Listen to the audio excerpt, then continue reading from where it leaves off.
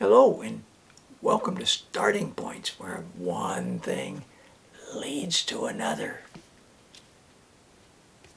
This is probably not the right place for me to share this, but just because there's a lot I have to share. But I just saw this on the shelf and I said, oh, I just was talking about making mistakes. And this is a great book. I heard about it from a student that I taught years ago, grade 7, all subjects, and into grade 8, all subjects, a lot of electives and things as well, and grade 9, all subjects.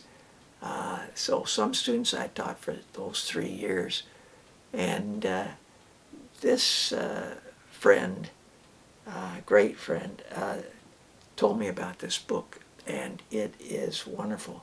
Mistakes were made, but not by me. Why we justify foolish beliefs, bad decisions, and hurtful acts. It was put together by Carol Tavris, Tavris, and Elliot Aronson. And it is just a fantastic book. 2007 it was published. And why not put, a little branch, a little tiny branch off of where I was with the ocean. And but the ocean has many surprises. I want to start by looking at some paintings that people did depicting the ocean. This first reproduction of the painting, I couldn't make any kind of dent in the value of the original, by John Sargent. And John's in France when he does this painting. He's on the northwest coast in Brittany. He's in a little town. The town is called Cancale. And he's doing studies of trying to get this composition to come together for him. And it's painted in 1876, 100 years after the American Revolution. And that's sort of significant in a way, in that John was born in Florence, Italy. So the Italy claims him as one of them. John's parents were American, so the United States claims John as a U.S. Citizen. He lived a portion of his life in England and did a number of portraits and work there, and the English claim him as English, and the French claim him too. Everybody wants to feel they've had their share of him. Down in the seashore, there's you can see the masts of ships, some with sails, all along there in the background. But the main subject is this group of 6 people, and 4 women, all wearing clogs. Probably a great shoe to wear. The 2 young ones are barefoot, bare-legged, and they all have baskets, except maybe this one. And it's just a beautiful painting, I think. Now, what are they after? What are they doing? Oyster gathering is the name of the painting. And that's why I was looking up oysters and how they'll often make deposits and are sealed onto other oysters, the whole groups of them. And they're down searching. The clogs and bare feet, and then I was looking around at other parts of things. I saw the lighthouse, and then I saw 3 men coming, and what in the world have they got around their feet? Some sort of big cushiony something. And then I looked back here and I saw shadows and shadows.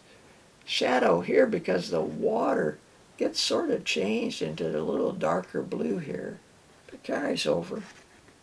And I was thinking, oh my goodness, Larry, that's their shadows.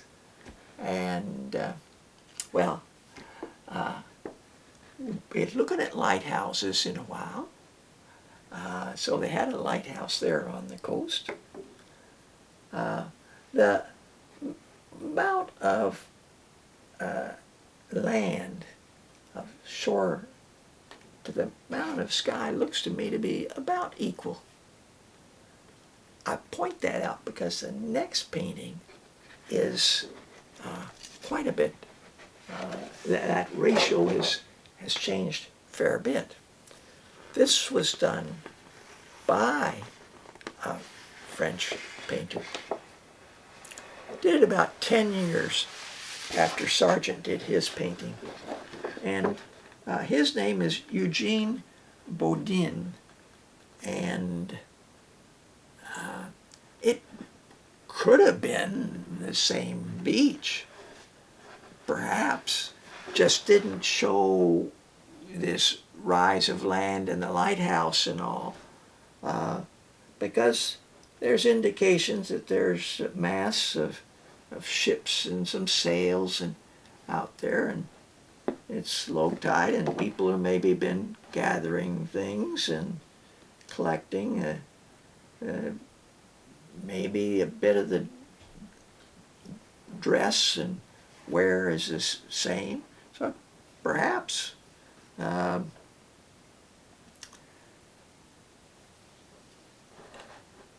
I think is about a quarter of the way. Well, maybe let me do it this way.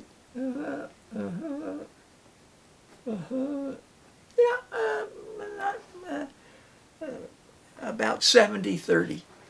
And it's got a very impressionable aspect to it.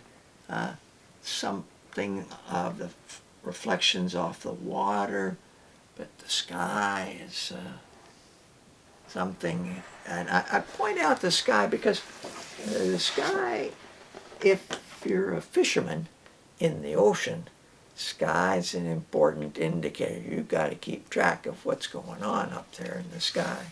Well, here's somebody who, I wanted to share this book with you because this is a book that's quite approachable.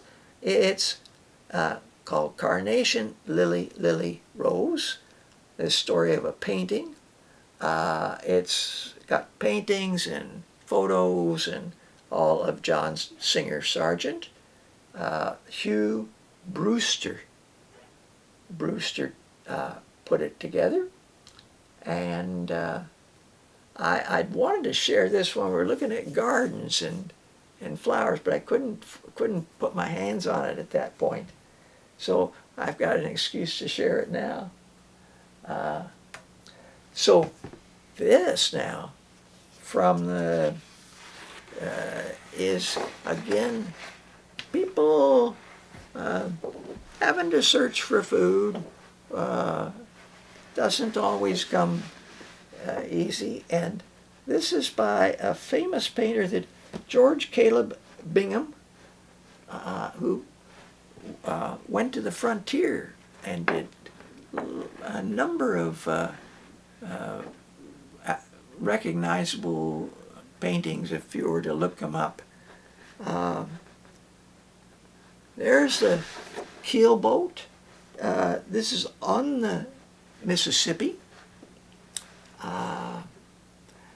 Long fishing rods, poles, just waiting for a bite, you know. But the sun's shining, though. This looks a bit ominous.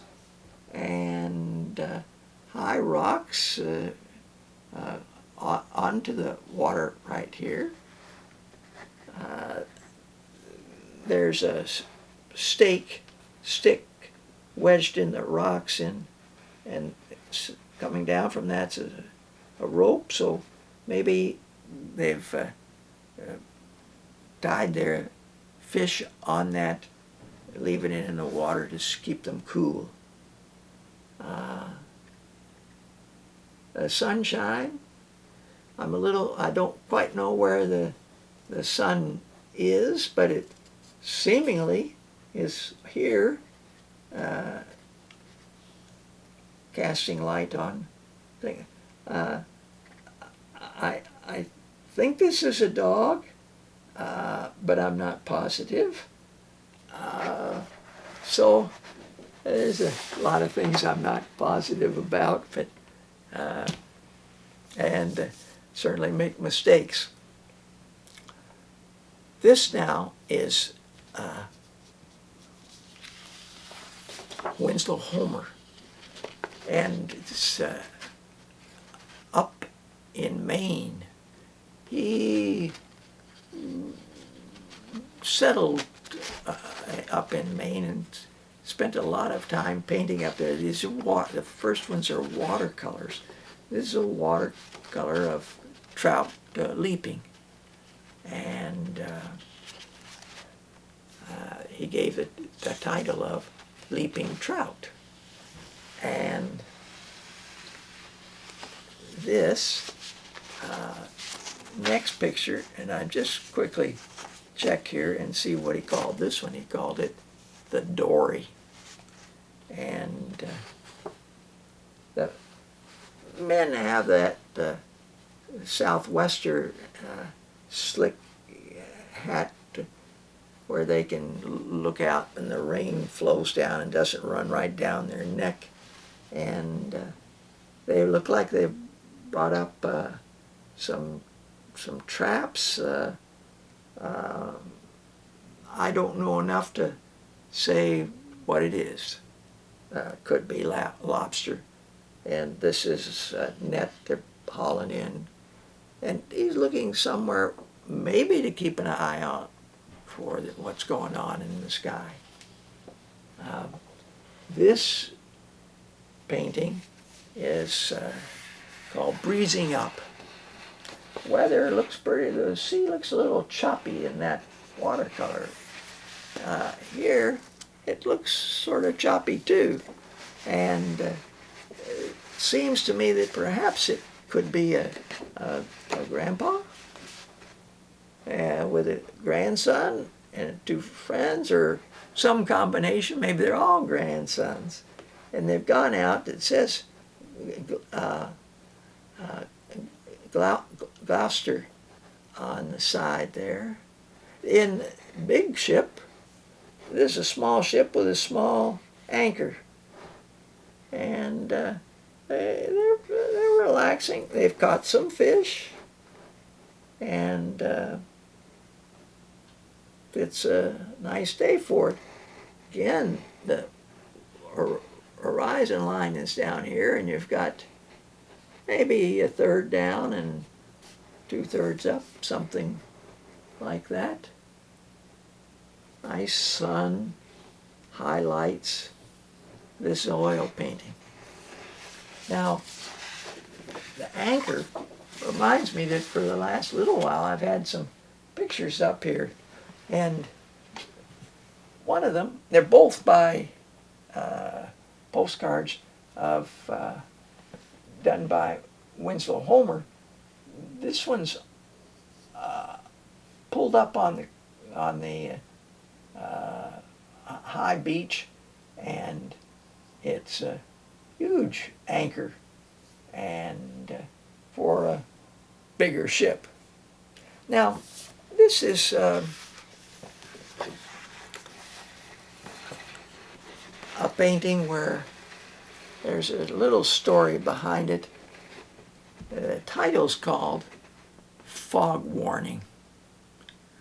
And this man and his story have come, this is my take on it, but I remember seeing where a Portuguese ship would come,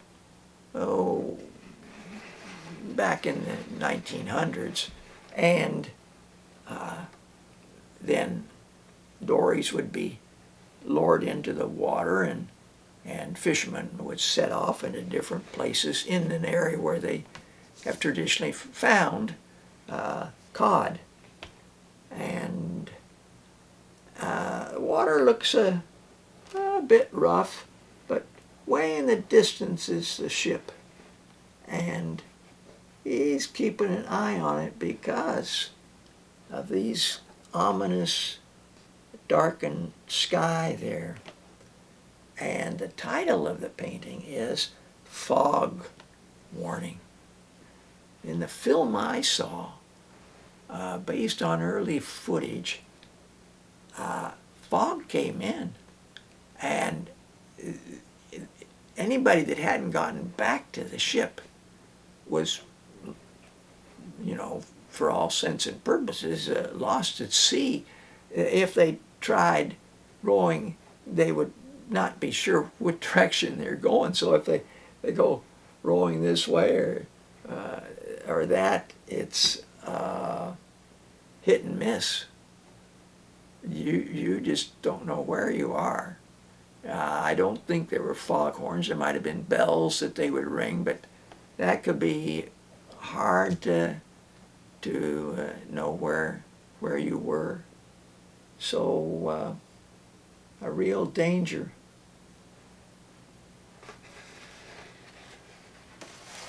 That's for sure. The last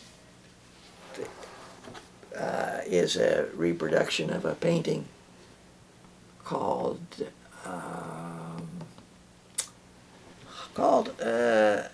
Herring Net. That's what it's called.